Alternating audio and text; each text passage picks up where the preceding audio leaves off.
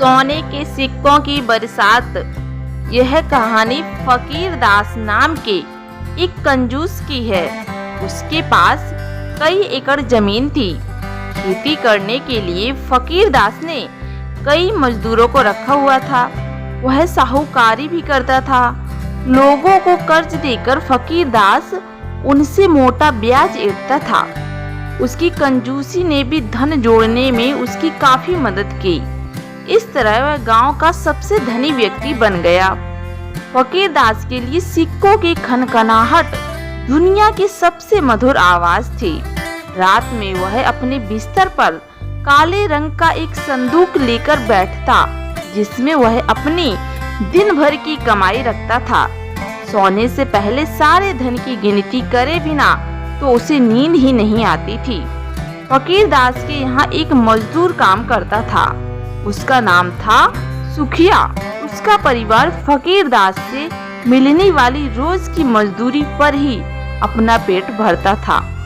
लालची फकीर दास जेब से कभी रुपया निकाल कर खुश नहीं था। पैसे न खर्च करने के लिए वह बहाने बनाता रहता। एक बार फकीर दास ने सुखिया को कई दिनों की मजदूरी नहीं दी। उसकी पत्नी और 5 बच्चों की भूखों मरने की नौबत आ गई। सुखिया दौड़ा दौड़ा फकीर दास के पास पहुंचा और हाथ जोड़कर गिड़गिड़ाने लगा, मालिक कृपया मेरी मजदूरी दे दो, वरना मेरे बच्चे मर जाएंगे। कल आना कल, अभी कुछ नहीं दे सकता, हिसाब करना बाकी है। तुम्हारी पूरी मजदूरी निकालूंगा तभी तो दे पाऊंगा, कम तो दूंगा नहीं, फकीर दास ने कहा और हाथ हिलाते हुए उसे बाहर का रास्ता दिखा दिया। मालिक मैं हाथ जोड़ता हूँ, मुझे केवल 1 दिन का मेहताना दे दीजिए ताकि मेरे बच्चे अभी अपना पेट भर सकें। सुखिया गिड़गिड़ाया, अरे अरे कहाँ आना, कल आना, मेरे पास यही काम रह गया है क्या, बंद करो ये रोना धोना, जाओ यहाँ से, कहकर फकीर दास वहाँ से चला गया। इसके बाद वह सीधे अपने पुराने नौकर के पास जा पहुँचा और बोला, मुझे पता चला है कि कुछ जंगली सुअर मेरी फसल को खराब कर रहे हैं। खेतों की निगरानी के लिए मुझे आज रात जंगल जाना होगा। मालिक किसी को साथ ले जाना, रात में अकेले जाना ठीक नहीं है। मूर्ख हो तुम, किसी को साथ ले गया तो उसे मेहताना नहीं देना पड़ेगा। चिंता मत करो, मैं किसी ऊंचे से पेड़ पर मचान बनाकर बैठूंगा। आधी रात हो चुकी थी। फकीर दास बरगद के पेड़ पर बनाई हुई मचान पर बैठा था। खूब अंधेरा था और तरह तरह की जीवों की आवाजें आ रही थीं। फकीर ने देखा कि बरगद के पेड़ के नीचे एक ओर अचानक हल्का सा प्रकाश बिखरने लगा। उस रोशनी में न जाने कहां से एक ईश्वरीय आभा बनने लगी। फकीर अपनी आंखों पर विश्वास नहीं कर पा रहा था। ये सृष्टि के रचयिता भगवान ब्रह्मा थे, जो एक मंच पर विराजमान थे। देखते ही देखते उनके सामने 3 पुरुष भी प्रकट हो गए। 1 माह के बाद आज पूर्णिमा की रात हम फिर यहाँ एकत्र हुए। अब आप मुझे अपने अपने क्षेत्र के विकास से अवगत कराएं। स्वर्ग दूत, पहले आप कहिए, स्वर्ग लोक का क्या समाचार है? ब्रह्मा जी ने कहा, सब कुशल है ब्रह्मदेव, सभी प्रसन्न हैं। उनमें से एक पुरुष बोला, शुभ समाचार है, अति उत्तम। नरक दूत, अब आप बताइए, नरक लोक में सब कैसा चल रहा है?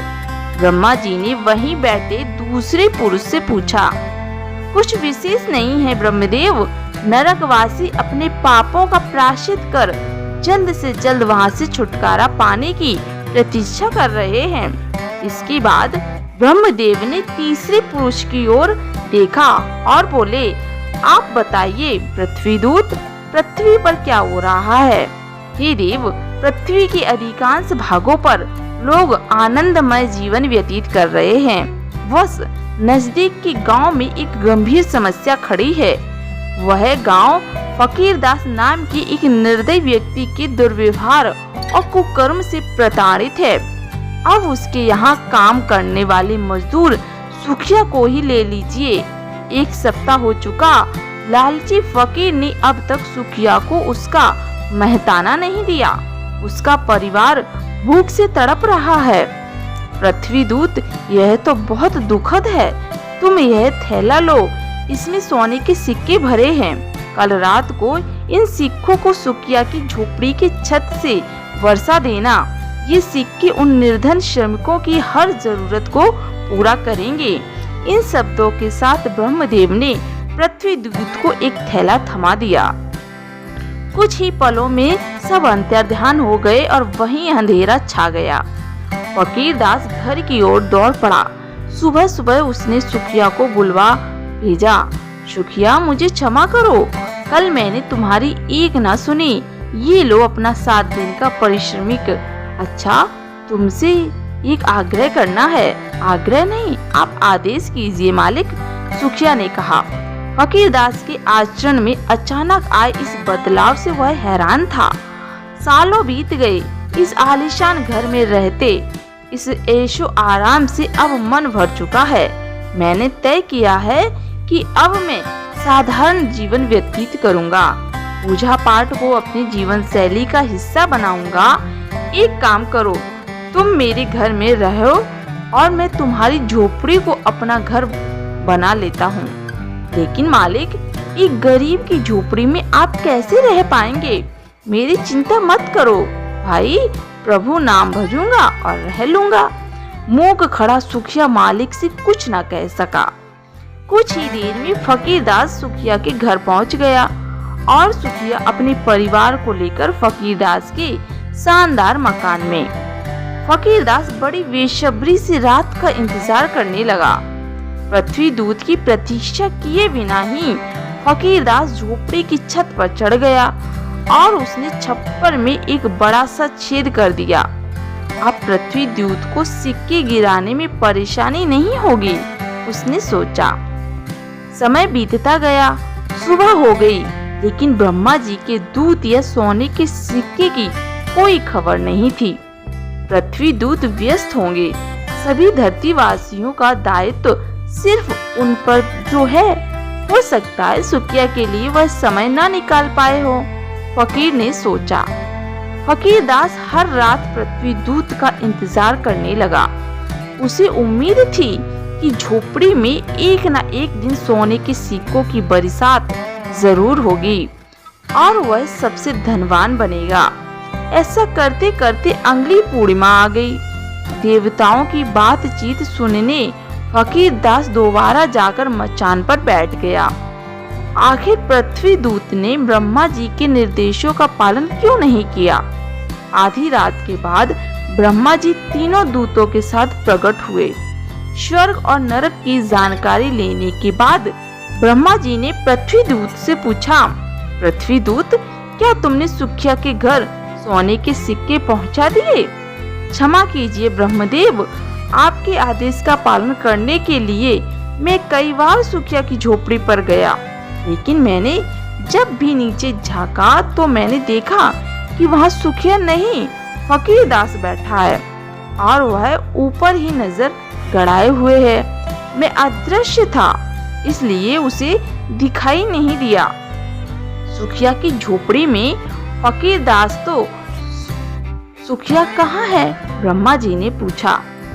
मैं दुविधा में पड़ गया ब्रह्मदेव। इसके बाद मैंने सुखिया को ढूंढा। आपको आश्चर्य होगा ब्रह्मदेव, सुखिया फकीर दास के घर में रह रहा है। अच्छा, तो यह बात है। फकीर दास को हमारी योजना की जानकारी मिल गई है, तभी उसने सोने के सिक्कों के लालच में सुखिया को अपने घर में भेज दिया और स्वयं दीनहीन झोपड़ी में डेरा जमाए हुए है। फकीर दास स्वयं को बहुत चतुर समझता है, लेकिन तुम्हारी समझदारी की प्रशंसा करनी होगी पृथ्वी दूत। यह बताओ सुखिया का क्या हाल है? हे ब्रह्मदेव, सुखिया आरामदायक जीवन व्यतीत कर रहा है। फकीर दास के पूरे मकान में अकेले न रहकर वह अपने परिवार के साथ केवल एक ही कक्ष में रह रहा है। शेष बचे कमरों में सुखिया ने कुछ बेघर परिवारों को आश्रय दे दिया। फकीर के इस भव्य महल में एक विशाल बगीचा है, जो अब तक खाली पड़ा है। सुखिया ने इसमें सब्जियां लगाई थीं, जिन्हें बेचकर वह अपनी परिवार का भरण पोषण करता है। अद्भुत! सुखिया ने सिद्ध कर दिखाया कि वह कितना महान व्यक्ति है। वह मिल बांट कर खाना जानता है। दूसरों की ओर वह लालची और क्रूर फकीरदास है, जो अपने स्वार्थ के लिए किसी भी हद तक जा सकता है। उसके जैसे मनुष्य की रचना कर मुझे लज्जा आती है, ब्रह्मदेव ने कहा। इतना सुनने की देर थी कि मचान पर बैठा फकीरदास आत्मग्लानि और पश्चाताप से भर गया। वह तुरंत मचान से उतरा, ब्रह्मा जी के चरणों में गिरकर बोला, हे ब्रह्मदेव, मैं ही हूँ वह नीच मनुष्य फकीर। क्षमा करो ब्रह्मदेव, क्षमा करो। मैंने बहुत पाप किए। सुखिया के परोपकारों ने मेरी आंखें खोल दी। मैं अपने पापों का प्रायश्चित किस तरह करूं? अपराध का बोध होना प्रायश्चित की ओर पहला कदम है। निर्णय तुम्हें लेना है। इतना ही कहकर ब्रह्मा जी तीनों दूतों के साथ अंतर ध्यान हो गए। फकीरदास झोपड़ी में लौट आया और गहरी सोच में डूब गया। अगले दिन उसने अपना सारा धन निर्धनों में बांट दिया और सदा के लिए गांव छोड़कर पुरुषोत्तम क्षेत्र पुरी का पुराना नाम के लिए निकल पड़ा। फकीरदास ने अपना शेष जीवन भगवान जगन्नाथ के चरणों में बिताया। दोस्तों, आपको कहानी कैसी लगी